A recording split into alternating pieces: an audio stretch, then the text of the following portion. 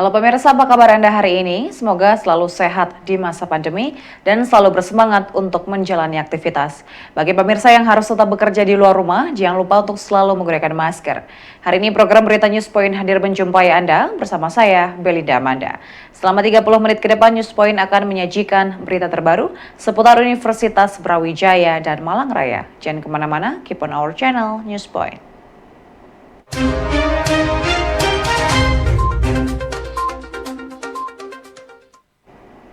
Pemirsa, dosen dan peneliti Pusat Penelitian Kebijakan Ekonomi FEBUB, Atu Bagus Wiguna, dalam talk show Meneropong Ekonomi Indonesia di tahun 2023, mengatakan bahwa Indonesia memiliki ruang yang cukup untuk meningkatkan investasi ke depan dengan berbagai upaya untuk melicinkan investasi melalui kemudahan berusaha.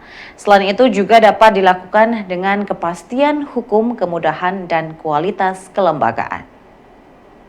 Seberapa mudah dia akan commence bisnis, terus gimana bayar pajaknya mudah apa enggak, terus kepastian hukumnya seperti apa. Nah, menurut indikator ini tahun 2020 memang Indonesia di posisi 70 dari 190 negara yang diukur. Ini posisinya tengah-tengah ya. Kalau di posisi Asia plus, ASEAN plus, termasuk misalkan China, Tiongkok, India, Vietnam, Thailand, ya, Jepang, itu kita kalah semua. Malaysia termasuknya, itu peringkatnya di atas Indonesia semua. Padahal economic size kita itu 20 besar dunia gitu ya. Jadi sebenarnya poin saya adalah kita masih punya ruang yang cukup lowong untuk meningkatkan investasi ke depan dengan upaya-upaya kita untuk yang sudah kita lakukan untuk melicinkan investasi ini melalui kemudahan berusaha. Itu luar biasa upayanya. Nah, yang kedua, kemudian adalah ketika nanti kita sudah mencoba meningkatkan investasi dengan kepastian hukum, kemudahan, dan akses kualitas kelembagaan lain-lainnya, termasuk infrastruktur. Nah, kita punya tantangan juga ke depan. Tadi sempat sudah disinggung oleh Prof. Chandra, Mas Reza, Mbak Nisa juga.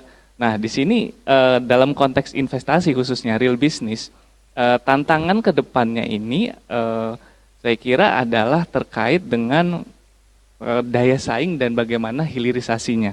Kalau saya ingin kasih contoh nih, dalam riset yang saya ikutin sekitar 10 tahun terakhir ini, ada istilah kalau kita belajar negara yang bagaimana melakukan transformasi menuju daya saing yang sangat kompetitif, itu adalah Tiongkok, China Tiongkok. Jadi ada istilahnya gini, factory of the world ya. Jadi sekitar 70% impor China itu adalah barang raw materials atau setengah jadi. Jadi di China itu diolah ya, kemudian diekspor ke banyak negara maju termasuk negara berkembang juga sih. Nah, dan itu kebanyakan komoditinya adalah elektronik dan mesin. Nah, kalau kita belajar dari pengalaman ini, Indonesia mungkin perlu tantangan ke depannya memang perlu meningkatkan daya saing. Berbagai kalangan mulai memperbincangkan konsep kewirausahaan sosial sebagai solusi inovatif dalam menyelesaikan permasalahan sosial. Di Indonesia sendiri, pemerintah telah banyak menghabiskan sumber daya untuk menangani masalah sosial dan bekerja sama dengan berbagai negara Asia di seluruh dunia. Tetapi ternyata hal ini tidaklah cukup, oleh karena itu dibutuhkan individu-individu yang dapat melihat peluang dan mengeluarkan ide-ide inovatif untuk menyelesaikan permasalahan sosial. Kegiatan eksebisi ini adalah bagian dari kegiatan perkuliahan mata kuliah kewirausahaan politik. Jadi kewirausahaan politik adalah salah satu mata kuliah keahlian di program studi ilmu politik FISIP UB yang bukan saja memberikan dasar-dasar pengetahuan, pemahaman tentang kewirausahaan politik itu apa secara akademis maupun teoretis, tetapi juga bagaimana mempraktekkan mendesain kewirausahaan politik. Mungkin selama ini kita terlalu fokus bahwa kewirausahaan itu adalah selalu dalam konteks ekonomi, melihat kewirausahaan dalam konteks bisnis. Sebenarnya kewirausahaan di FISIP, sebagaimana visi dari visi Universitas Brawijaya, salah satunya menyebut tentang kewirausahaan sosial politik yang diwujudkan dengan satu prinsip, yaitu melakukan pembaruan di masyarakat. Nah, untuk melakukan pembaruan di masyarakat, maka mahasiswa harus punya skills di dalam bagaimana mendesain perubahan, bagaimana mendesain pembaruan di masyarakat.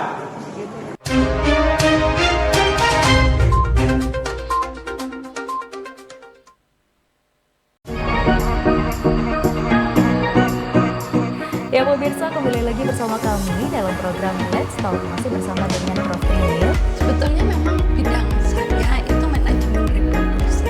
Ya pemirsa, kembali lagi bersama kami dalam program Let's Talk, masih berbincang dengan tema ekowisata. Ekowisata ini sebenarnya konsep baru. Jadi konsep ini lahir setelah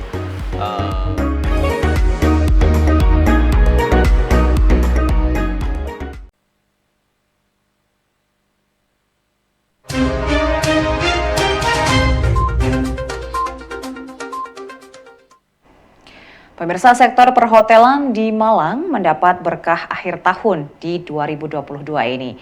Okupansi atau tingkat hunian hotel penuh sejak menjelang pergantian tahun. Salah satunya dialami oleh Race Hotel. Hotel bintang 4 ini mulai mengalami kenaikan pengunjung sejak tanggal 20 Desember dan terus naik hingga 100% pada akhir tahun ini. Kehadiran pengunjung dan wisatawan ini menjadi berkah bagi dunia perhotelan, wisata, dan transportasi pasca pandemi COVID-19. Kalau okupansi stabil kita di Race UMM Hotel, karena dari tanggal 21 kita sudah 83%, kemudian naik okupansi di 90% itu mulai dari tanggal 24 Desember 2022. Dan kebetulan di akhir tahun ini full 100%. Sebagai upaya mendongkrak produktivitas pertanian di era 4.0 saat ini, sudah saatnya pemerintah mendorong transformasi pertanian dari pola tradisional menjadi lebih modern. Transformasi pertanian ini diharapkan dapat memicu perkembangan pertanian Indonesia agar dapat bergerak ke arah yang lebih maju dan mandiri. Sebenarnya ini bukan satu proyek, jadi ini kan memberikan semacam pencerahan wawasan gitu ya. Tapi teman-teman sudah banyak yang melakukan, teman-teman pertanian yang penelitian terkait artificial intelligence. Jadi perlu melibatkan lebih banyak orang. Selama ini kan mungkin teman-teman di bidang komputer kan ya asik dengan dunianya sendiri. Nah ini mulai bersentuhan dengan bidang-bidang lain. Karena yang sekarang itu lagi ngetren sebenarnya ke kesehatan, membantu diagnosis penyakit. Nah, tapi teman-teman di kami terutama di Filkom UB yang ke pertanian itu masih sedikit. Jadi ini perlu memang terus didorong supaya ada kolaborasi lah antar bidang ilmu gitu ya. Oki Madasari merupakan seorang penulis asal Magetan yang namanya telah mendunia. Menurutnya, masyarakat khususnya mahasiswa perlu menumbuhkan budaya literasi agar tidak menjadi jargon semata, mulai dari membaca, kemudian mencerna, serta berpikir kritis terhadap apa yang dibaca, serta mampu menghasilkan sebuah karya. Peran aktif pemerintah daerah dan kampus dibutuhkan untuk meningkatkan tingkat literasi di Indonesia agar menjadikan Indonesia negara yang inovatif dan kreatif. Dalam karir saya selama menjadi pengarang selama lebih dari 1 dekade ini saya sudah mendapat banyak penghargaan. Tapi sejauh ini inilah penghargaan yang paling saya banggakan, yang paling membuat saya merasa terapresiasi. Kenapa? Setidaknya ada 2 penyebab. Pertama adalah penonjolan identitas Jawa Timur yang ini membuat semua orang di lingkungan saya, keluarga saya, kampung saya merasa relate. Saya sendiri orang asli Jawa Timur. Saya selama ini menulis kolom reguler di Jawa Pos yang juga dibaca orang Jawa Timur. Saya tumbuh di lingkungan yang semuanya pengen masuk UB. Dan ketika saya mendapat penghargaan ini, Pak Bupati Magetan pun langsung tahu, orang-orang di Magetan langsung tahu. Jadi sangat terasa betapa ke-Jawa Timurannya itu akhirnya muncul, akhirnya kita diingatkan pada akar berkat penghargaan ini. Lalu yang kedua, kenapa saya begitu membanggakan adalah sebagai seorang sastrawan, saya sangat merasa terapresiasi ketika sebuah penghargaan datang dari universitas. Karena ini menunjukkan bagaimana ada keterhubungan antara kerja-kerja praktis dengan kerja-kerja akademisi. Ini juga sesuatu yang dirindukan seorang sastrawan agar bisa karya-karyanya itu terapresiasi oleh mereka yang betul-betul pakar. Kan sebenarnya tidak ada yang lebih pakar selain mereka yang memang mengkaji ilmu itu. Jadi penghargaan dari Fakultas Ilmu Budaya Universitas Brawijaya ini menunjukkan kredibilitas, menunjukkan sebuah integritas dari penghargaan dan orang yang diberi penghargaan.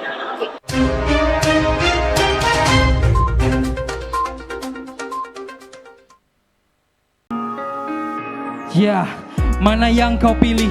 Memberi perhatian atau berusaha tak peduli? Dan mana yang lebih melelahkan berjuang atau melupakanmu kini? Salahkah kau berpura-pura untuk mendapatkan perhatianku? Aku tak peduli, ku tak tahan lagi.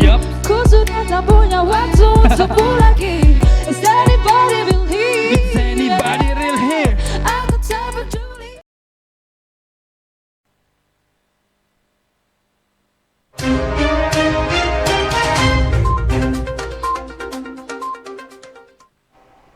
Pemirsa, kehadiran 1030 Coffee and Eatery yang terletak di Jalan Puncak Borobudur G504 menambah deretan tempat ngopi asyik di Kota Malang, Jawa Timur.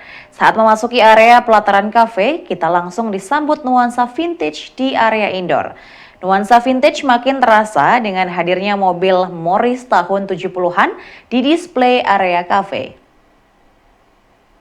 Konsepnya adalah retro, vintage. Jadi ada barang-barang tua di dalam kafe ini, yang dimana balik dari hobi sih. Untuk membuat kafe ini konsepnya itu dari hobi pribadi, suka barang-barang tua, dan akhirnya pengen punya kafe yang nuansanya musik-musik jadul, terus isinya barang-barang bisa dibilang beberapa barang koleksi gitu.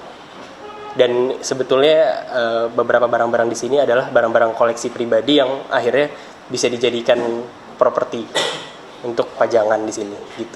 Ada beberapa menu makanan dan menu minuman yang menjadi signature adalah di sini makanan namanya beef butter rice. Itu ada nasi mentega, ada daging, dan ada telurnya di atasnya. Kalau minuman biasanya paling banyak es kopi susu sih. Karena kebanyakan pasar di Malang sukanya sama es kopi yang nggak terlalu pahit, kopi yang nggak terlalu pahit. Jadi kebanyakan es kopi susu sih, di mana-mana juga signature rata-rata es kopi susu. Ini dari tahun 2020 bulan Agustus. Yang melatar belakangi adanya kafe ini adalah karena sebetulnya kalau pribadi nggak suka kopi awalnya, cuman suka yang namanya nongkrong dan ngelihat potensi di Malang untuk buat coffee shop itu sangat tinggi.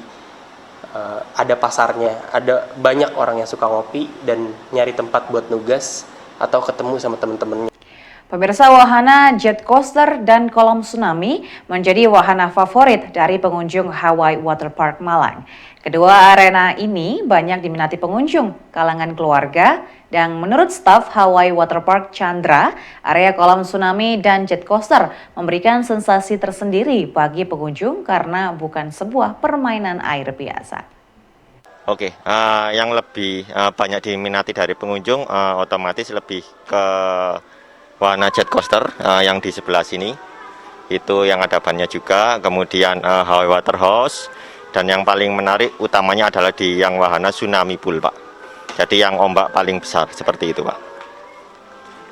Untuk pengunjung sudah banyak yang mulai berdatangan dan tertarik ke Hawaii karena sudah lebih dari 2 tahun ya PPKM kita ini, kemudian sudah banyak yang mulai berkunjung dan otomatis di wisata kami juga sudah mulai banyak kenaikan dari pengunjung juga, Pak. Pemirsa, informasi tadi sekaligus menutup perjumpaan kita hari ini. Jangan lupa untuk selalu menyaksikan News Point setiap hari pukul 19.30 waktu Indonesia Barat hanya di UBTV, Televisi Pendidikan Universitas Brawijaya. Saya Belinda Amanda dan seluruh kru yang bertugas pamit undur diri. Tetap patuhi protokol kesehatan, wajib menggunakan masker. Terima kasih dan selamat beraktivitas.